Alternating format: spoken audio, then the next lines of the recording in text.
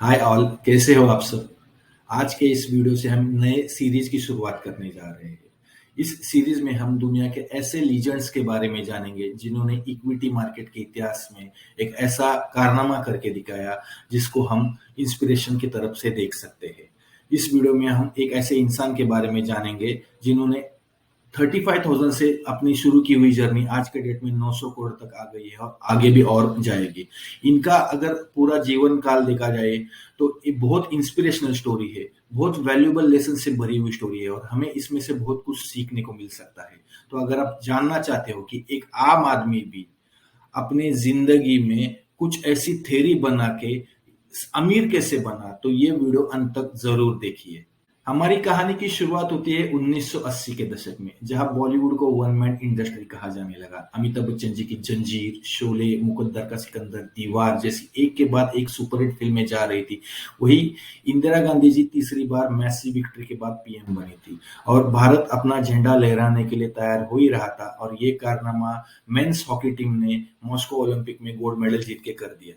जहां America deep recession से गुजर रहा था, वहां हम 1970 के 2.9 जीडीपी ग्रोथ रेट से 5.6 जीडीपी ग्रोथ तक 1980 में पहुंच गए थे और उसके ऊपर इक्विटी मार्केट ने चार चांद लगा दिए। हमारे कुछ चुनिंदा स्टॉक्स ऐसे थे जो उस समय 4 डिजिट में पहली बार आ गए। Lakshmi machines, MRF, engine walls और राजू सर्जिकल इसमें से कुछ चुनिंदा स्टॉक्स हैं। इस माहौल में कलकत्ता में एक छोटा लड़का अपने दादाजी के साथ ट्रेडिंग सीख रहा था। दुर्भाग्यवश पिताजी की मौत के बाद इसमें ट्रेडिंग के बिजनेस में आना पड़ा। आर्मी में जाने की चाह से वो एनसीसी में गए थे, लेकिन चैलेंज, रिस्क टेकिंग एबिलिटी और डेयरिंग ये गुण उनमें उसी समय आ गए थे और इसका फायदा उनको आगे जाके हुआ। आज भी अगर कोई नई ट्रेडिंग शुरुआत करता है तो शुरुआती दौर में सभी को थोड़ा फार मुनाफा हो जाता है, लेकिन थोड़े समय के बाद वो नुकसान में तब्दील हो जाता है और इनके साथ भी ऐसा ही हुआ जब उस समय उनको हिंदुस्तान मोटर के शेयर में 70,000 रुपए का लॉस हो गया 2 से 4 दिन में। और एक ऐसा समय भी आ गया कि माँ को उनके गहने बेचने को देने पड़े, उनके लिए वो लॉस कवर हो गया। लेकिन इस सिचुएशन का उनके ऊपर गहरा असर हुआ और उन्होंने 10 से 11 साल की उनकी जो ट्रेडिंग जर्नी है उसको बाय बाय किया और वो इन्वेस्टमेंट के जर्नी में आ गए। ये जर्नी की उन्होंने शुरुआत की, लेकिन उनको भी पता नहीं था कि वो एक नया इतिहास करने के लिए तैयार हो रहे हैं। अभी तक आपने समझ ही लिया होगा मैं किन के बारे में बात कर रहा हूँ। मिस्टर विजय केडिया शेयर मार्केट के बिगेस्ट इंस्पिरेशन है। आज के डेट में प्रमोटर के बाद सबसे बड़ी स्टेक होल्डिंग रखने वाले 15 लिस्टेड कंपनियों में ये है। 13 बिजनेस वर्ल्ड लिस्ट रैंक है इनकी और ये इनको अभी 2020 भगत सिंह कोश्यारी के हाथ से डॉक्टर बाबा साहेब अम्बेडकर अवार्ड भी मिला है और इकोनॉमिक्स टाइम्स ने एक मास्टर कहा है। 1989 में इन्होंने अपनी इन्वेस्टमेंट की जर्नी शुरू की, तब 35,000 से उन्होंने शुरू की ये जर्नी में उन्होंने पहला शेयर खरीदा पंजाब ट्रैक्टर और पंजाब ट्रैक्टर 3 से 4 गुना हो गया। पंजाब ट्रैक्टर का शेयर बेचने के बाद उन्होंने उस पैसे से एसीसी खरीदा। एसीसी का शेयर उन्होंने 300 रुपए पे खरीदा था और उस समय हर्षद मेहता का बुल रन चल रहा था, उसके वजह से ये शेयर 3000 रुपीज तक हो गया और 3000 रुपए पे ये शेयर उन्होंने बेच दिया। उसके बाद मुंबई में उन्होंने घर लिया और हर्षद मेहता के स्कैम के बाद उनको बहुत बड़ा नुकसान भी हुआ और उन्होंने खुद भी ये मान विदाउट अच्छी मैनेजमेंट की पड़ताल किए हुए जो भी स्टॉक्स उन्होंने लिए उसके वजह से उनको लॉस हुआ। आफ्टर केतन पारेख स्कैम के बाद वो कुछ समय तक इक्विटी से दूर रहे और 1998 में वो जर्मनी चले गए। जर्मनी में उन्होंने एक बिजनेस भी किया था। 4 से 5 साल वो बिजनेस करने के बाद उनको लगा कि इसमें कुछ जम नहीं रहा है और अगर कुछ ऐसी फिलॉसफी बनाई जाए, एक ऐसी टेक्निक बनाई जाए, वो टेक्निक का यूज करके अगर मैं इन्वेस्टमेंट करूं तो मुझे अच्छा खासा मुनाफा हो जाएगा। 2004-5 में उन्होंने कुछ मल्टी बैगर ढूंढे थे जिसमें अतुल ऑटो, एजिस लॉजिस्टिक्स, सेरा सैनिटरी वेयर ऐसे स्टॉक्स थे। एजिस लॉजिस्टिक में उन्होंने 5% तक का स्टेक लिया था। इतना बड़ा स्टेक होने की वजह से वो कंपनी में वो शेयर बेच ही नहीं पाया क्योंकि वो इलिक्विड शेयर था। दूसरा चीज, अगर वो खुद ही वो शेयर बेचने जाते तो खुद ही उसका भाव गिरा देते। ये शेयर उन्होंने 20 रुपए में खरीदा था और आगे आने वाले समय में ये 300 रुपए तक हो गया और उसमें उन्होंने 15x तक रिटर्न कमाए। 2012 में विजय केडिया जी बड़े सुपरस्टार इन्वेस्टर थे जिन्होंने स्ट्रक्चरल बुल रन पहचाना था। उस समय उन्होंने अतुल ऑटो का शेयर खरीदा था। उसका एवरेज बाइंग प्राइस उनका 5 से 10 रुपए में था और 4-5 साल तक अतुल ऑटो का प्राइस हिला ही नहीं, वहां का वहां ही रहा।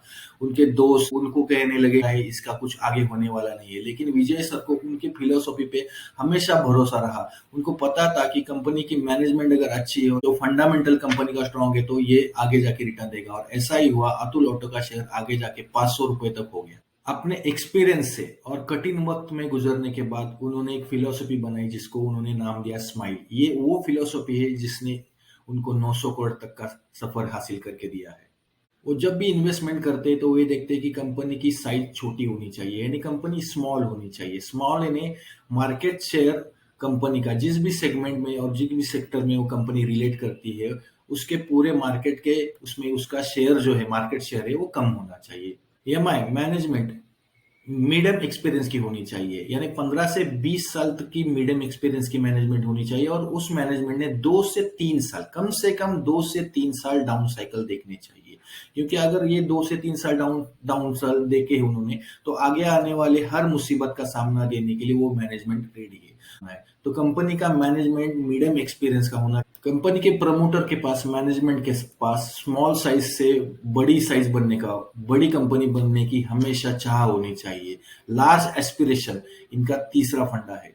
अगर लार्ज एस्पिरेशन नहीं है कंपनी के पास, तो उनका मानना है कि कंपनी आगे जाके कुछ नहीं कर पाएगी। कंपनी का मार्केट पोटेंशियल एक्स्ट्रा लार्ज होना चाहिए, यानी वो क्रोकोडाइल नहीं ढूंढते तालाब में का, उनको फिश चाहिए समंदर में। ऐसी कंपनी जो बहुत छोटी हो उस सेक्टर में, जिसके पास आगे बढ़ने के लिए बहुत ज्यादा पोटेंशियल हो, इस कंपनी में वो निवेश करते हैं। तो विजय सर का विनिंग फॉर्मूला यही है, नॉलेज, करेज और पेशेंस। आपको नॉलेज होना चाहिए। अगर आपके पास उतना नॉलेज है और अगर आप सही कंपनी ढूंढ रहे हो, सही स्टॉक्स ढूंढ रहे हो, या अगर म्यूचुअल फंड में इन्वेस्टमेंट कर रहे हो तो सही स्कीम ढूंढ सकते हो, सही सेक्टर ढूंढ सकते हो, तो आपको आगे जाके अच्छा मुनाफा होगा। और अगर आपके पास उतना नॉलेज नहीं है तो आपके पास एटलीस्ट उतना एक अच्छा एडवाइजर होना चाहिए जो आपको ये सब करके दे।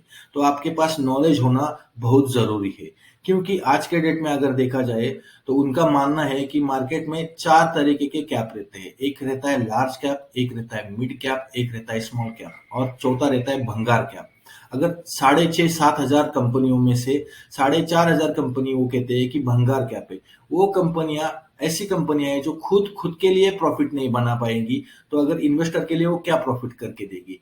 तो हमारे पास ये नॉलेज होना मस्ट है। दूसरा उनका कहना है कि आपके पास होना है करेज। करेज यानी अगर आपने वो कंपनियां वो स्कीम ढूंढ भी ली, तो आपको सफिशिएंट क्वांटिटी में वो स्टॉक लेने के लिए या सफिशिएंट अमाउंट वो स्कीम में इन्वेस्टमेंट करने के लिए आपको करेज होना चाहिए। आपको आगे जाके वो इन्वेस्टमेंट करनी है। उतना बड़ा अगर अमाउंट आप डालोगे तो उतना बड़ा पैसा आप बना सकते हो। और तीसरी सबसे महत्वपूर्ण ये चीज है कि आपके पास पेशेंस होना चाहिए। वो स्टॉक्स हो या वो स्कीम्स हो, आपको लंबे समय तक होल्ड करना चाहिए, क्योंकि कभी ना कभी अच्छे क्वालिटी स्टॉक्स और अच्छी स्कीम्स रिटर्न देगी देगी, लेकिन आपके पास पेशेंस होना चाहिए। विपरीत परिस्थितियों में भी वो आपका पोर्टफोलियो आप होल्ड करना जरूरी है। तो ये सब इन्वेस्टमेंट की 3 टेक्निक्स है कि नॉलेज, करेज और पेशेंस। ये 3 क्वालिटी गुड इन्वेस्टर के पास होनी जरूरी है। अगर ये वीडियो आपको अच्छा लगे तो लाइक, सब्सक्राइब कर। नमस्ते।